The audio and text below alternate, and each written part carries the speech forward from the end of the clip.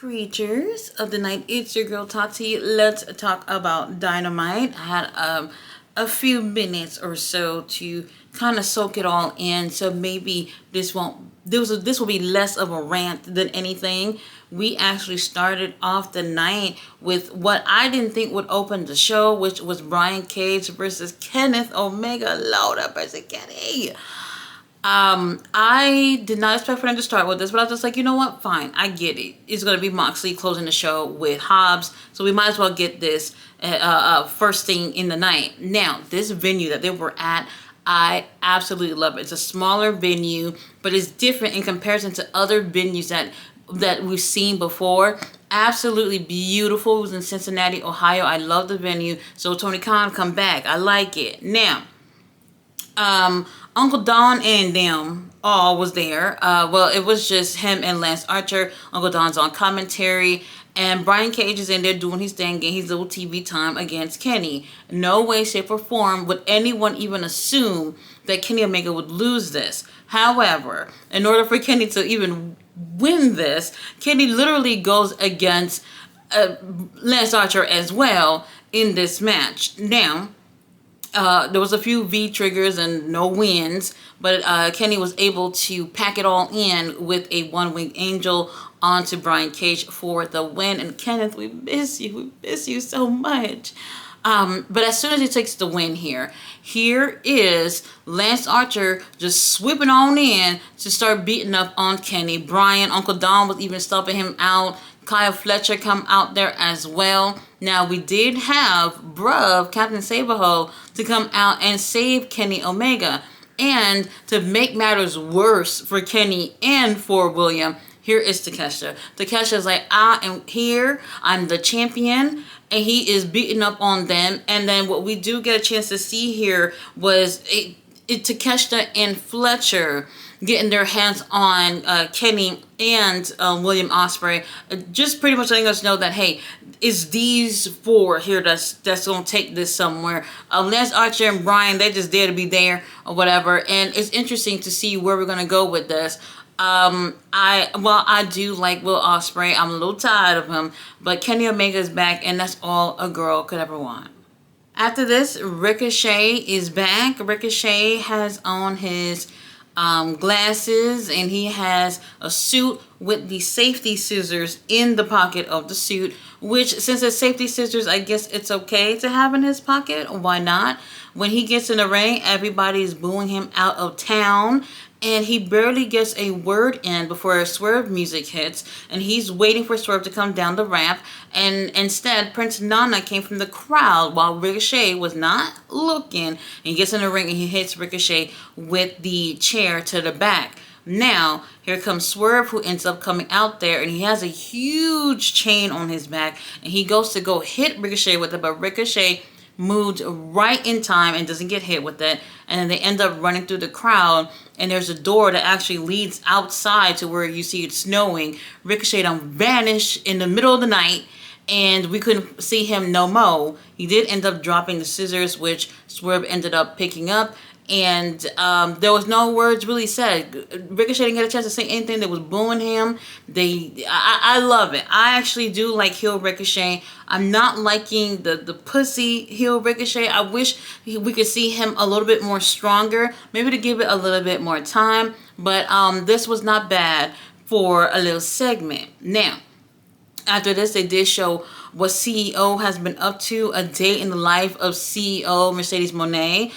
She did go to a talk show called Sherry.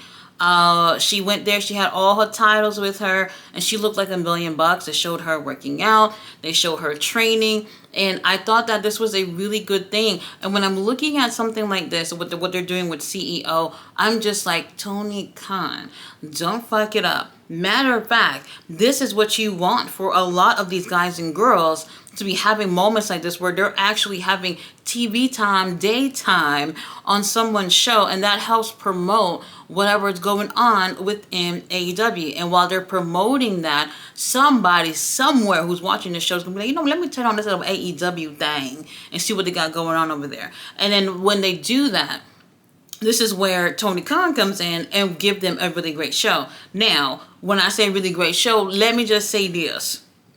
After this, we had the Hurt Syndicate, including MVP, who is in gear and ready for action to go against Pastor Briscoe and Private Party.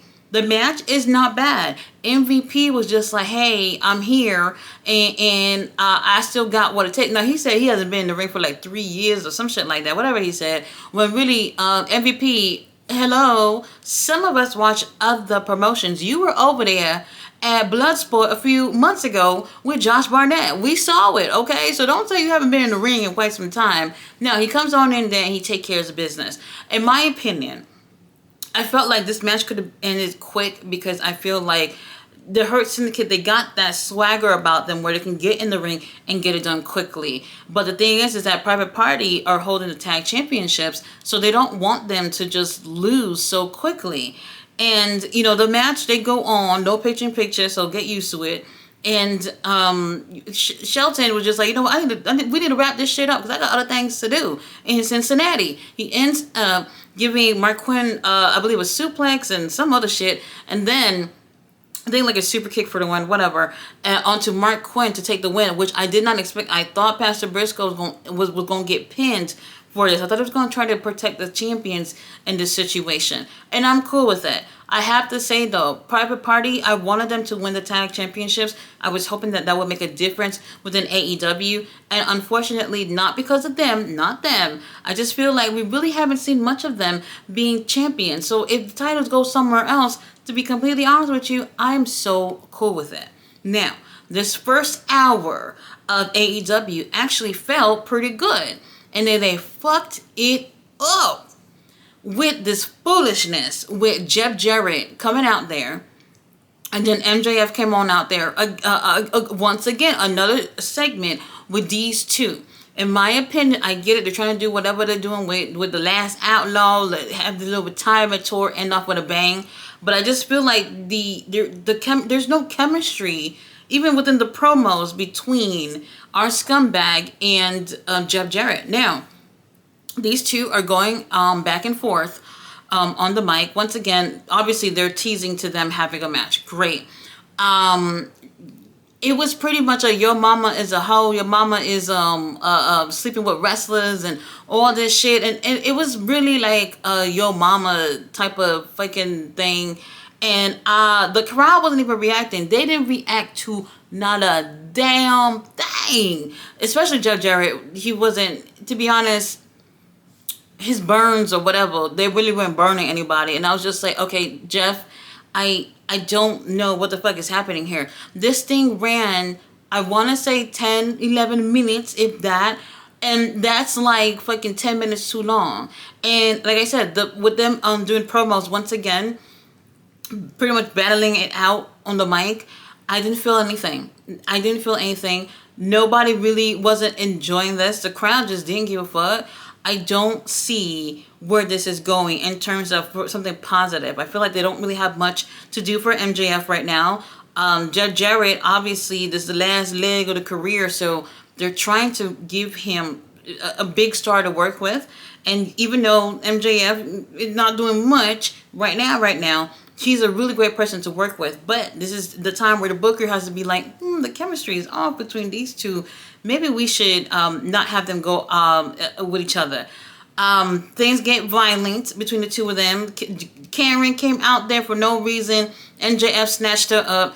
And before Jeff Jarrett could even get her away, MJF just ends up slipping through the cracks and running away after the use of security guards came on out there. This fucked up the whole vibe of the show. It really did. It was absolutely unnecessary. And like I said, I don't know where they're going with this story, but it's time for them to just wrap this up in terms of let's try to make it seem like we're going somewhere else with it, because honestly I don't know what they're going to give in this match, but the promos and everything else, I'm absolutely uninterested.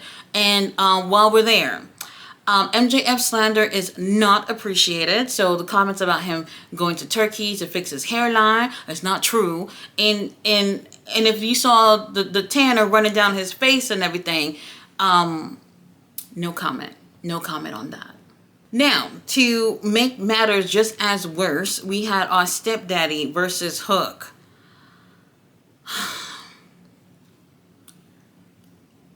I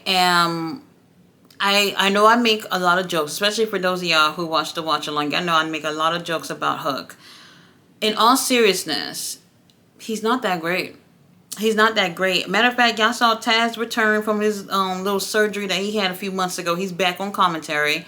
And Hook, I don't even know where to begin. I don't know where to begin. You have someone like Christian Cage, who is 51 years old, who can dance circle around a lot of these people on the roster for real. And y'all got him babysitting Hook. Nobody gives a fuck about this story. Hook is not even on the level to be going against a 51-year-old wrestler right now. And this is me like speaking seriously. When we have somebody like Nick Wayne, who is 18, 19 years old, who has wrestled everywhere on Earth and on the moon, he has more experience. He's a better wrestler than Hook. And I really do feel like, all jokes aside, that Hook can benefit from wrestling in the indies. He can benefit from going to Japan. Even the girls will whip him to shape so he can be doing something out there. And I'm just so uninterested with what he's doing in the ring. And I'm just like, nobody's pulling this young man aside to say, hey, baby, we got some things to work on. Nobody's pulling him aside to say this. This was not entertaining to me at all. Our stepdaddy is working with whatever he has to work with Hook and do the best that he can. What ends up happening here is obviously, interference and all that shit. The typical. And Hook ended up winning by disqualification. Because all the rest of the group came out there. And to be honest, I am not interested. I'm not interested in any of this stuff. So, it was one of those situations where it's like, Christian can't lose this because he has the Money in the Bank contract, whatever the hell they're calling it. And then Hook, who is fucking whatever he is to the company, they don't want him to lose this either. So no disqualification is the best route to go. Now, while he's getting his ass whooped by the patriarchy, here comes Shibata, who come on out there to make sure everything is all good and gravy. He comes on out there to help, but the numbers game is obviously a factor. Even Mama Wayne is out there. So then here comes Samoa Joe. Right when we were just talking about Samoa Joe and how we missed him on stream, here comes Samoa Joe, who comes on out there to help Hook. And everybody's happy to see Samoa Joe. However, once again, and I'm going to say it again, Tony Khan, Shibata and Samoa Joe are not babysitters of Hook. Hook is gonna have to get his shit together and be able to make people cheer for him, make people actually want to see what he has to offer in the ring. He can't even cut a promo. He can't even do that. So you have to have Samoa Joe, who was out for quite some time, filming and making money and everything, and Shibata, who's actually a wrestler, and have them come on out there with a baby. I am so fucking over it. If he needs to learn how to wrestle, take his ass back to school.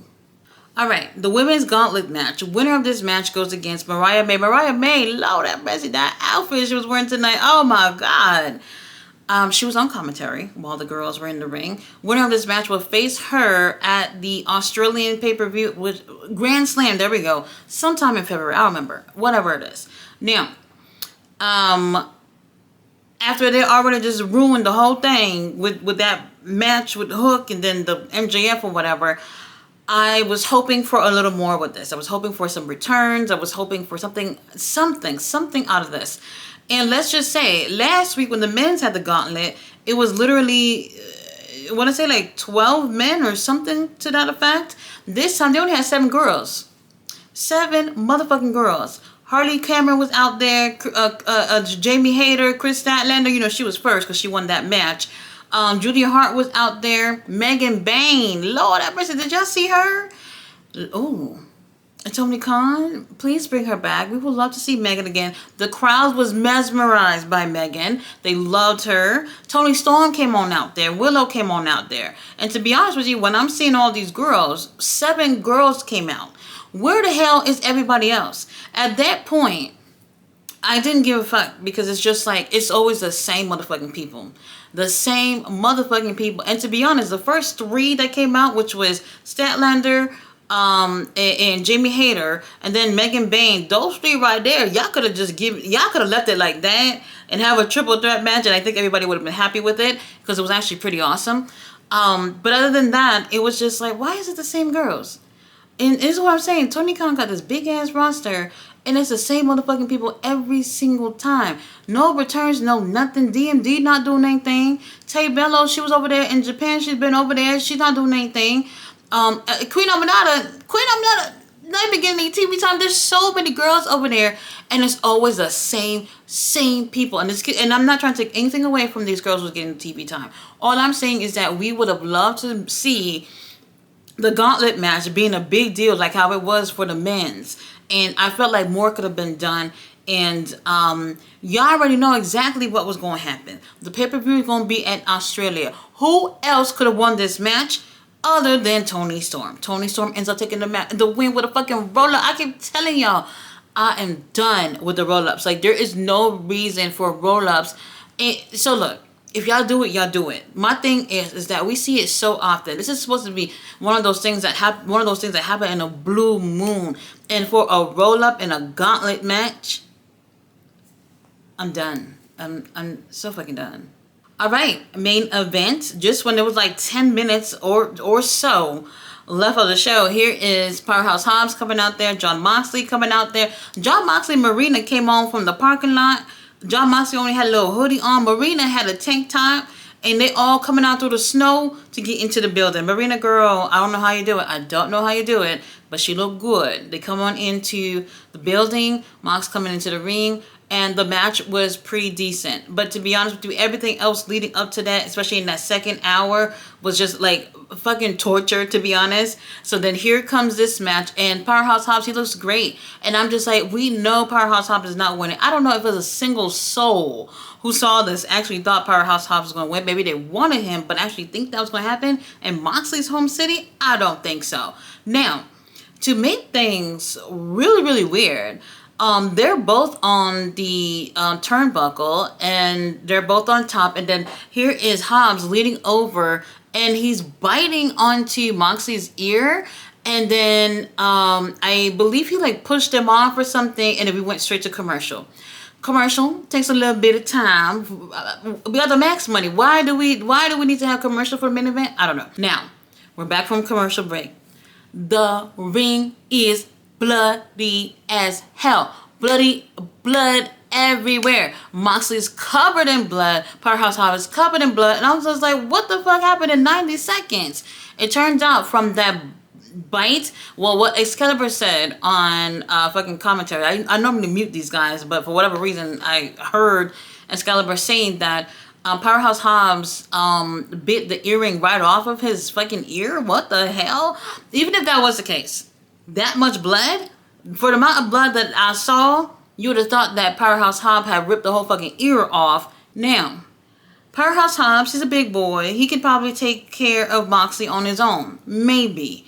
But then, Wheeler Yuta came out of the blue with a bicycle knee. We had Pac in them. Everybody came out to attack Powerhouse Hobbs. And then, obviously, Paradigm Shift and Moxley end up retaining. No, Paradigm Shift and then a Bulldog choke. Never mind. My bad. I can't even take that image of him giving him the Bulldog choke, and you see blood all over Powerhouse Hobbs, all over Mox. The mat is just soaked up in blood, and I'm just like, what the hell is happening here? Obviously, we do have Hobbs losing, and then here comes the Death Riders that come in to take care of business. They took off the knee brace off of Hobbs. They put his leg through a chair, and I think they stomp on it or some shit like that. Whatever the situation is, this is the leg that had obviously got injured earlier last year when he had that match with Moxley, and he was put on the shelf for months. And I guess they're trying to put him back on the shelf. So when everything's all said and done, when they can probably not do anything worse to Powerhouse Hobbs, here comes Rated FTR to come save Powerhouse Hobbs. Well, the damage is done. The damage is absolutely done. And obviously, Death Riders scatter like flies and get the hell up out of here. I am Do we have this? Is this the ending of the show every single night? Like, is it always this? Look, I love the Death Riders, and I get it. Heels, they cheat, they do things like this, but it's just like every single time, can the heel champion have a little bit of credibility by getting shit done on his own? Getting shit done will happen a amazing match with Powerhouse Hobbs, where he actually Moxley would have actually taken the win fair and square, but also give Hobbs an opportunity to shine as well. Why couldn't we do that? Why does it have to be the same thing every single time? And y'all know me, I love the heels. I'm okay with cheating. I'm cool with it, but every single time, I mean, people are going to get bored of this. This is just happening a little too often. And I feel like this is that time where when Tony Khan said he got 27 people working back there in the creative team, where somebody could have said, can we do something different this time? Nobody said that.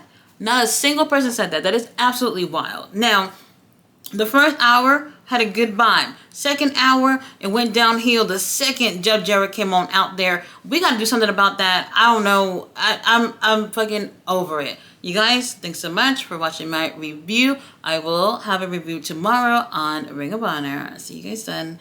Bye.